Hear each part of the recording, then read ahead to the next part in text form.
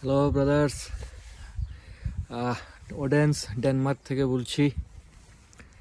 আসলে এই ভিডিওটা হচ্ছে আমার বাংলাদেশ থেকে ওডেন্সে আসার যে জার্নিটা, এটা আসলে আমি সংক্ষেপে একটু বলতে চাই।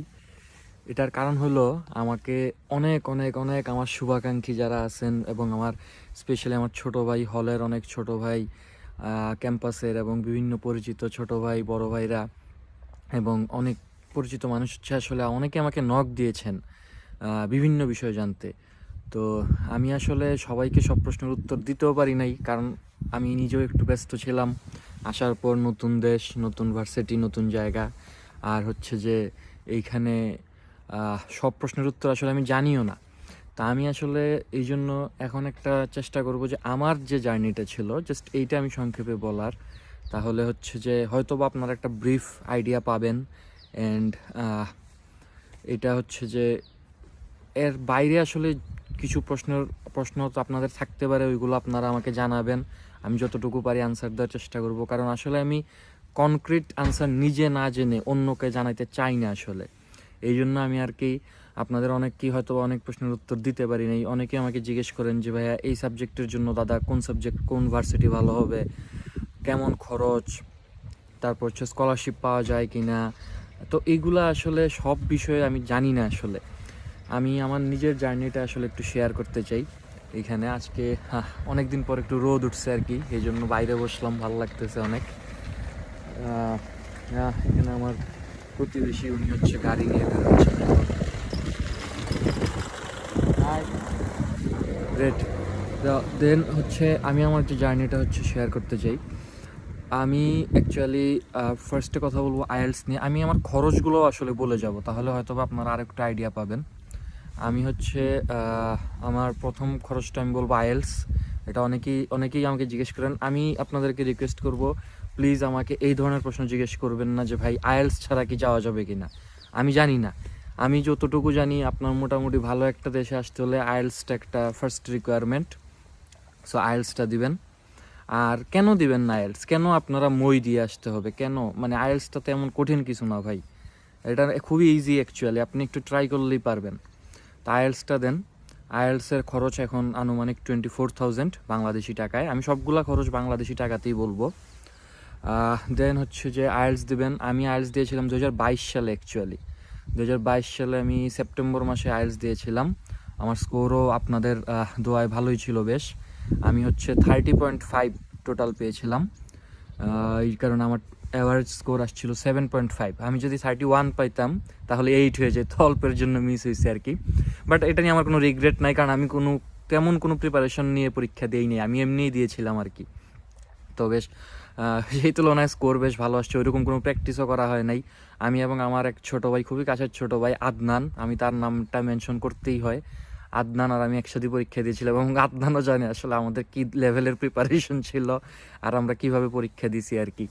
তো সেই তুলনায় ভালো স্কোর আসছে, এই জন্য অন্তত এই জিনিসটা নিয়ে চিন্তা করা লাগে নাই যে আইএলসের জন্য কোনো ভার্সিটির রিকোয়ারমেন্ট থেকে বাদ পড়ে যাব কি না। কারণ আমার যদ্দূর আইডিয়া ডেনমার্কে মেবি 6, 6.5 পেলেই, এখন হয়তো 6.5-এর নিয়মটা করছে, হচ্ছে অ্যাপ্লাই করা যায় আর কি। তারপরে ধরেন আপনাদের যে আইএলসের পরের যে খরচটা আপনার, সেটা হলো আপনার হচ্ছে যে বোর্ড থেকে এবং মিনিস্ট্রি থেকে আপনার হচ্ছে সার্টিফিকেটগুলো অ্যাটেস্টেশন করাতে হবে। ওটা খুবই মিনিমাল খরচ। বোর্ডে কিছু খরচ যায়, মিনিস্ট্রিতে কোনো খরচ নেই। এডুকেশন মিনিস্ট্রি আর ফরেন মিনিস্ট্রি থেকে আপনার সার্টিফিকেটগুলো অ্যাটেস্টেশন করিয়ে নেবেন। আর বোর্ডের খরচ হচ্ছে বোর্ড ভেদে ডিফারেন্ট। ঢাকা বোর্ড, আমার এইচএসসি ছিল নটরডেম কলেজ থেকে, তো এইচএসসির সার্টিফিকেট আমি ঢাকা বোর্ড থেকে করিয়েছিলাম। ওইটাতে খরচ খুবই মিনিমাল। বাট আমার এসএসসি ছিল শ্রীমঙ্গল থেকে, এই জন্য আমার এসএসসি সার্টিফিকেট বিটিআরআই হাই স্কুলদের থেকে ছিল। এসএসসি সার্টিফিকেট হচ্ছে আমার সিলেট বোর্ডে করানো লাগছে, ওইখানে হচ্ছে একটু কস্ট হাই।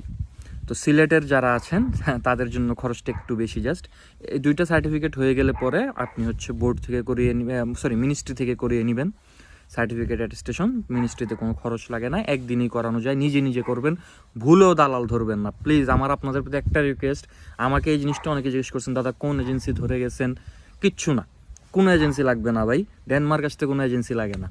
এবং ডেনমার্ক আসতে যদি আপনার একটু হেল্প লাগেও, অন্তত এই যে ছোটোখাটো কাজে কখনোই এজেন্সির হেল্প নেবেন না। এই বোর্ড অ্যাটেস্টেশন, মিনিস্ট্রি থেকে অ্যাটেস্টেশন কোনো এজেন্সির কাছে দিবেন না, নিজের সার্টিফিকেট নিজে করেন, একটা স্যাটিসফ্যাকশনও আছে নিজে করার মধ্যে আসলে।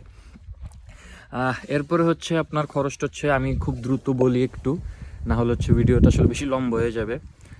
আপনি হচ্ছে ইয়ে করবেন, যেটা বলে অ্যাপ্লিকেশন খরচ ডেনমার্কে দেখা যায় প্রত্যেকটা ভার্সিটিতে অ্যাপ্লাই করতে মিনিমাম একটা খরচ আছে বাংলাদেশের টাকায় 15,000 টাকার মতো পড়ে ওইটা।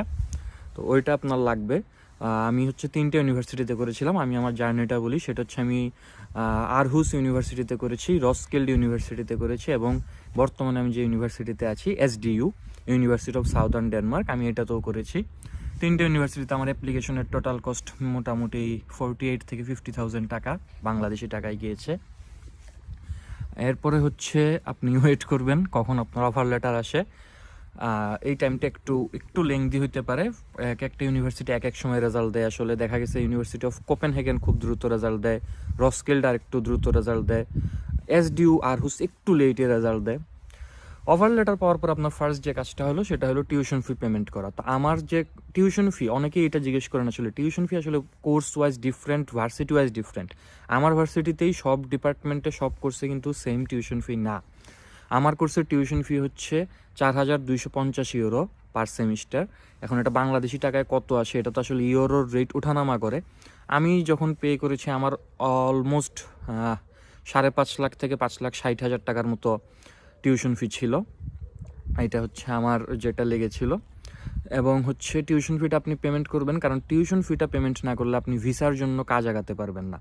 অনেকেই এই জায়গাটায় লেট করে, তারা মনে করে যে ধরেন আজকে হচ্ছে আপনার মাসের 20 তারিখ, আপনি হচ্ছে আপনার টিউশন ফির পেমেন্টের ডেডলাইন হয়তো 30 তারিখ। অনেকে মনে করে আচ্ছা আমি তাহলে 28 তারিখে করবো, কেন? আপনি 20 তারিখে করেন, 8 দিন টাকাটা আপনার কাছে রাখলে কি টাকাটা বেড়ে যাচ্ছে? মানে বিষয়টা হচ্ছে এই কারণে আপনার ভিসা প্রসেসিংটা লেট হচ্ছে। আপনি যত দ্রুত টিউশন ফিটা পে করবেন তত দ্রুত আপনি ভিসা প্রসেসে আগাতে পারবেন। এগুলো নিয়ে আমি আসলে বিস্তারিত বলবো, আমি পরবর্তীতে বিস্তারিত অনেকগুলো পয়েন্ট ছোট ছোট পয়েন্টে বলবো। আসলে আপাতত জাস্ট আমি আমার জার্নিটা বলি। আমি হচ্ছে জুন মাসের ফার্স্ট উইকে টিউশন ফি পেমেন্ট করে দিয়েছিলাম। জুনের 11 তারিখে আমি ভিসা সাবমিট করি, মানে ভিসা অ্যাপ্লিকেশন। ওইটা হচ্ছে ডেনমার্ক থেকে একটা ফর্ম দেয়, ST1 ফর্ম। এই ফর্মটা সাবমিট করতে হবে এবং এইখানে আপনার কিছু খরচ আছে। তো আপনি যদি খরচগুলো একটু ট্রাই করবেন আপনারা মাথায় রাখার, আইএলসের একটা কস্ট আছে, তারপর হচ্ছে আপনার বোর্ড সার্টিফিকেট অ্যাটেস্টেশনের একটা খরচ আছে, তারপরে আপনার অ্যাপ্লিকেশন খরচ আছে, তারপরে আপনার যে কেস অর্ডার আইডি এবং ভিসা ফিয়ের জন্য আপনার দেখা যায় পার পার্সন বাংলাদেশি টাকায় 70,000 টাকার মতো একটা খরচ হয়।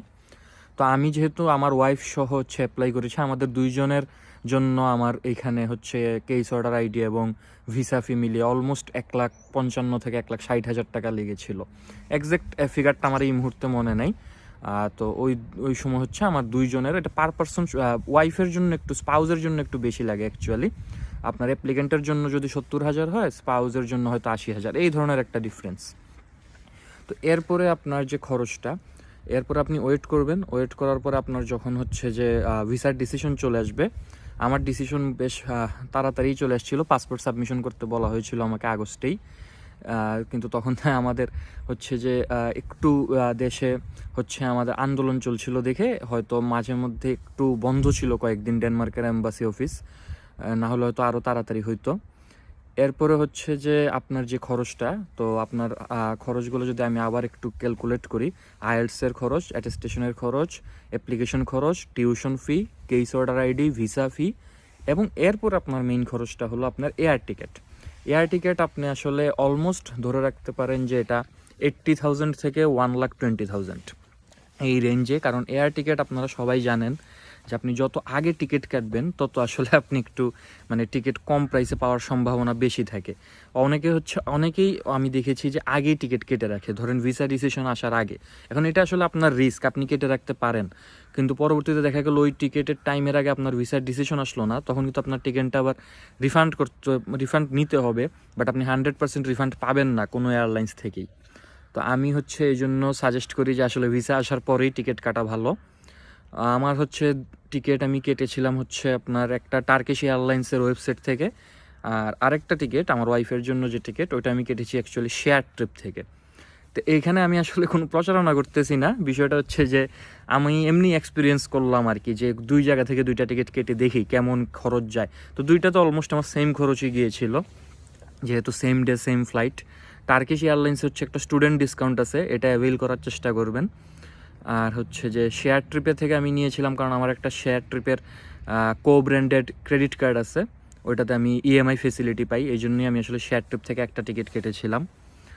আর হচ্ছে যে তো দেন আপনার টিকিট খরচটা এরকম।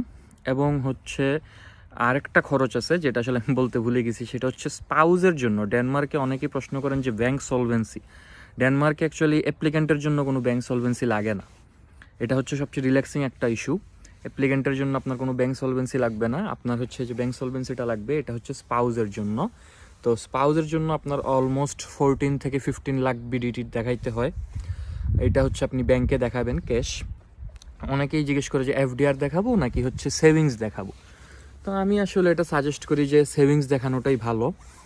আমি জানি না এফডিআর দেখালে হয় কি হয় না, বাট আমার মনে হয় যে সেভিংস দেখানোটা সেফ। তো আমি হচ্ছে অলমোস্ট এরকম একটা টাকা আমি দেখিয়েছিলাম ব্যাংক থেকে। এখন এটা হচ্ছে আপনাদের উপর ডিপেন্ড করে যে আপনারা কিভাবে দেখাবেন।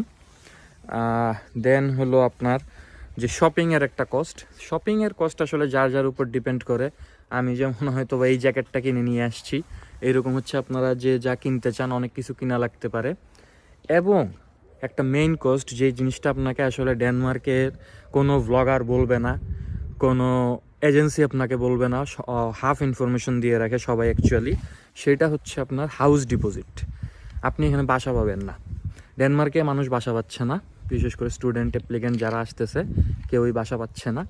আপনার হচ্ছে যে বাসা খোঁজাটা খুবই মুশকিল একটা কাজ, আপনি অফার লেটার পাওয়ার সাথে সাথে বাসা খোঁজা শুরু করে দিবেন, এবং বাসার একটা হিউজ কস্ট আছে। এটা হচ্ছে আপনার ভাড়া হলো, ধরেন যদি আপনার ভাড়া হয় 4000 ডিকেকে, মানে ড্যানিশ ক্রোনা, আপনার ডিপোজিট দিতে হবে 12,000 ড্যানিশ ক্রোনা। সো অলমোস্ট আপনার মুভিং প্রাইসটা হয়ে যাচ্ছে 16,000 ড্যানিশ ক্রোনা। তাহলে আপনি এটা কিন্তু আপনার বাজেটের মধ্যে আপনার রাখতে হবে। অনেকেই এই জিনিসটা বলে না আপনাকে, সো আপনি যখন শেষ মোমেন্টে চলে আসেন আপনি দেখবেন আপনার বাজেট ফেল করছে। এবং এরকম বিপদে আমারও পড়া লাগছিল অল্পের জন্য, বাট ভগবানের কৃপায় আমি বেঁচে গেছি আসলে অল্পের জন্য এই বিপদটা থেকে। আমার হয়তো বা বাজেট আমি একটু মানে বেশি রেখেছিলাম দেখে আমি বেঁচে যেতে পারছি, বাট অনেকেই জিনিসটা যেহেতু জানে না, তারা লাস্ট মোমেন্টে আসলে হুট করে এতগুলো টাকা, কারণ এই টাকাটা কিন্তু কম না, আপনি যদি বাংলাদেশি টাকায় কাউন্ট করেন এটা অলমোস্ট 2-3 লাখ 4 লাখ টাকার কাছাকাছি হয়ে যায়। তো এই টাকাটা হুট করে ম্যানেজ করাটা আসলে সবার জন্য পসিবল হয় না। তো এই হচ্ছে আর কি মোটামুটি খরচ। তা আমার আনুমানিক খরচ লেগেছে 13-14-15 লাখের মতো, আমি যেটা আপনাদেরকে বললাম। আর আরও বিভিন্ন বিষয়ে আমি চেষ্টা করবো আসলে আপনাদেরকে বলার, বা আপনাদের যদি কোনো কোয়েরিজ থাকে কোনো স্পেসিফিক বিষয়ে, ওইগুলোও আপনারা বলবেন। আর আমি হচ্ছে বর্তমানে আমার সাবজেক্টটাই বলতে ভুলে গেছি, আমার সাবজেক্ট হচ্ছে ইন্টারন্যাশনাল সিকিউরিটি অ্যান্ড ল। আমি এটাতে মাস্টার্স করতেছি university of southern Denmark Odense ক্যাম্পাসে, এবং এসডিউর আরও কিছু ক্যাম্পাস আছে সাবজেক্ট ওয়াইজ, আর আসলে এক এক জায়গায় এক এক ক্যাম্পাস। তো আমি আশা করি যে আপনারা হয়তো একটা ধারণা পেয়েছেন খরচের আপাতত। আর আমি হচ্ছে চেষ্টা করব যদি আপনাদের আরও কোনো কোয়েরিজ থাকে ওইগুলো আরও জবাব দিতে। তো টিল দেন আবারও দেখা হবে, কথা হবে। সবাই আমার জন্য প্রার্থনা করবেন, দোয়া করবেন। দেখা হবে, টাটা।